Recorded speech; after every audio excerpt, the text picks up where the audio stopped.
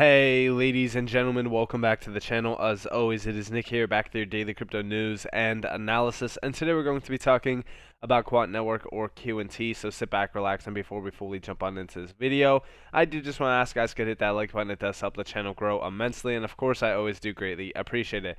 Also, I do apologize if I do sound sick. I do have COVID, so I do apologize.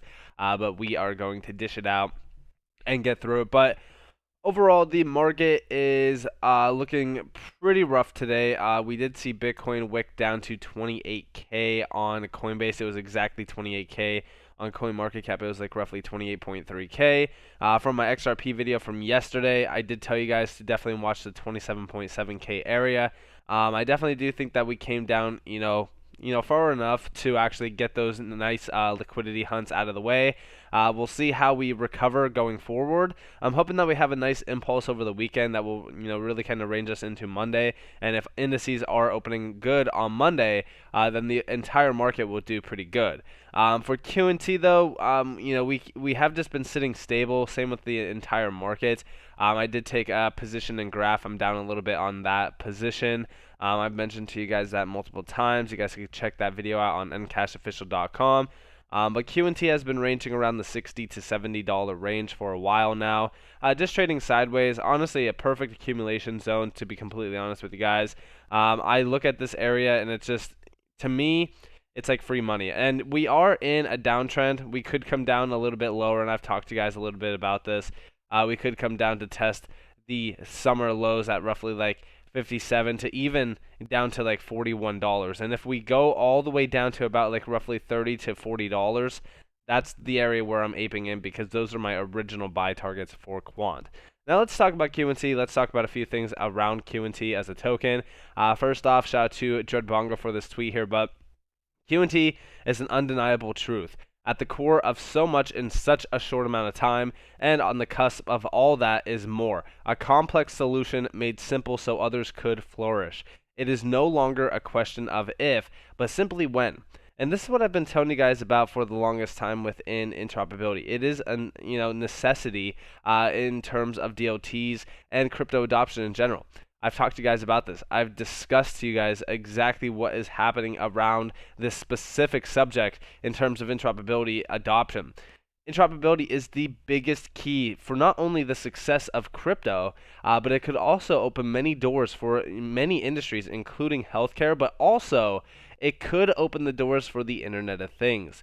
And I've talked to you guys about this. Nearly everything will be interconnected through Quant, and I've discussed this to you guys multiple times, and I will continue to talk to you guys about it, because QNT as token is probably one of the biggest opportunities that we have right now in this market, where a lot of people are just ignoring it. And I think that is probably one of the biggest mistakes that anybody can really do. I think that QNT long term is pretty much the new Bitcoin. And I've discussed my entire thoughts on that multiple times on this channel. Now, we also do see a wild seeing the dislike of QNT from some of these so-called ISO maxis. ISO 222 equals Financial Payment Standard. TC 307 equals Blockchain and DLT Standard. The underlying industries overlap, but they'll need cooperation together. All is one, one is all. And shout out to Tokenizer for this. Honestly, don't even know why I don't follow him. That's kind of weird. But, overall, when we talk about TC 307 and ISO 222, yeah, I think that it is clear. I think that when we look at things happening right now around TC 307, I think that people aren't realizing that, ISO 222 is important. It's a payment messaging format. But TC 307 is so much bigger, and it is created by, again, Quant. And when we talk about TC 307, it's honestly opening the doors for many things. We actually do see over here, they are mentioned TC 307, though no ISO standards currently exist, for blockchain and DLT. ISO 222 Series Financial Services Universal Financial Industry Message Scheme, and we do see down here IETF, OASIS, and W3C also have standards that are relevant to ISO TC 307, including detailed specifications for the operation of the internet, cyber threat intelligence, and supply chain traceability and quality assurance. I'm telling you guys, TC 307 is something that we should all be focused on, especially if you are in QNT. To me, TC 307 is going to unlock the doors for, crypto, for DLTs in general. DLTs are, to me, what will, make the world run. I think that DLTs are going to be behind the financial payment system. I think that they are revolutionizing the infrastructure that we utilize on a day-to-day basis. And I honestly think that when we talk about TC 307, this is for whole countries. Like countries are going to adopt this standard and utilize it for many industries instead of just payments alone. Everything will be interconnected, and I don't believe that people are realizing this. Shout out to San NL11. We do see here, for those who still don't know, yes, QNT is also an ISO 222 coin. Because I know that as we talk about TC 307, a lot of people are kind of confused on what it really means. But it is also ISO 222, and you guys could read this entire thread if you want. I'm not going to go too in depth on it, but I do want to talk to you guys a little bit about this bank authorization service. We do see here this signature can also be enriched with ISO 222 compliant data and or other data to allow sharing of data between banks. This can be important for purposes such as addressing anti-fraud, including the reduction of authorized push fraud by reaching out to affected customers prior to payment authorization. So, yeah, to me, QNT is definitely, ISO 222. I've talked to you guys about the ISO 222 tokens. I think that they're going to play a pivotal role in the adoption of a lot of these DOTs as well. And I definitely think that they are disrupting many industries as well around cross-border payments and stuff like that. Shout out to Just a Tech Guy. Again, don't know why I don't follow these people. I'm sorry, guys. But we do see here one client of QNT, Sia Chain, 3 DOTs, Ethereum, Corda, Hyperledger Fabric, 11 business networks, 3 established, 7 in development, and 4 in discussion. Spunta, 8.4 billion transactions annually through Overledger. And don't forget the fact that, Sia Chain has 570 plus banks signed on to it already.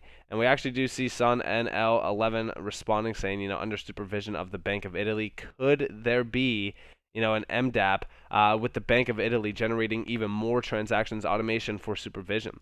And yeah, I mean, it's 100% a possibility. I want you guys to understand that, for what, Quant's doing, Quant actually doesn't have a limitation on transactions per second. They could run, a trillion transactions per second, 15 trillion transactions per second. They can do any sort of volume that is needed, for it to actually, be settled and utilized for.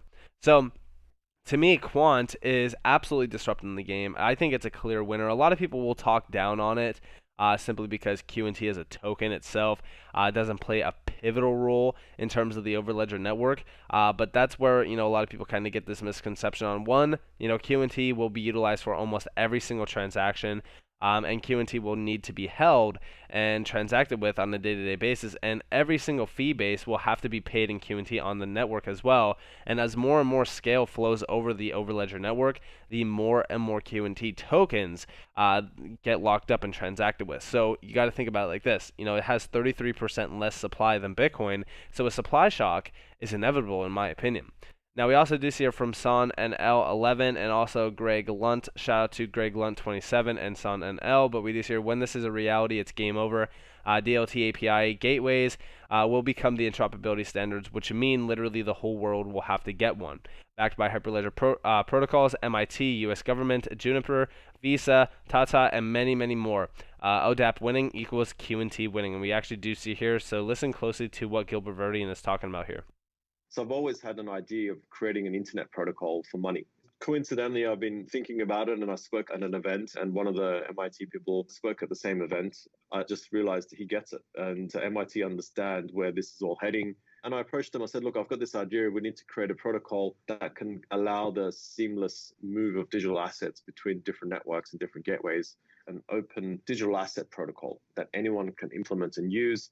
And they agreed. So we've got the US government involved, the Internet Engineering Task Force. They're the ones that endorsed and enabled TCP/IP to happen. They're the ones that basically created the protocols that run the internet. There's the likes of Juniper and Intel part of it. We've got payment companies interested in it. We've got telecoms companies interested in it. So it started to be a big thing. And what we're looking to do is to create that internet scale protocol to move digital assets. And at the core level, how does that one network have a gateway to understand and find resources to another network? And so that's what we're tackling, which is much larger. And honestly, just listen to that. You got to think about it like this. They are literally working with the same group that is responsible for essentially building the internet protocols, TCP/IP. That is absolutely massive. I want you guys to understand exactly where Quant is positioned here. Also, I do have one last video before I wrap up this video, and that is from the IMF. Now, I shared with you guys this in my XRP video from yesterday, so if you did watch that, you don't have to watch this. But we do see here, we can think about digital money as a global public good. In that context, we are calling for a public platform to connect different central bank digital currencies with interoperability the same way you would transfer money from one country to another. Listen closely to this. We are advocating to think about this world of digital money as a global public good.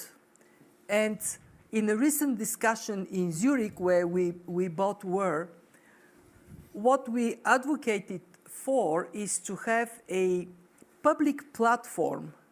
So when protocols are agreed, this public platform can connect different CBDCs. There can be interoperability, the same way you would transfer euros from one country to another. You do it using CBDCs. And that's exactly where I have been trying to focus on in terms of a lot of my Quant videos, is you still need that interoperability layer between the legacy platforms and the digital platforms. But even if CBDCs just themselves were starting to get adopted in, you'd still need that interoperability layer. And Quant can interconnect anything to anything. This is why I've always said you need to pay attention to QNT. It is a clear winner. It's proven. It's undeniable truth, if you will. So with that being said, I hope that you guys enjoyed this video. If you guys did, definitely leave a like, subscribe to the notifications on if you guys want more free content. You guys are more than welcome to follow me on Twitter and join the free Discord down in the description below. As those out there, you all have a beautiful day or beautiful night wherever you guys are in this beautiful world. This has been Nick. Peace out, guys.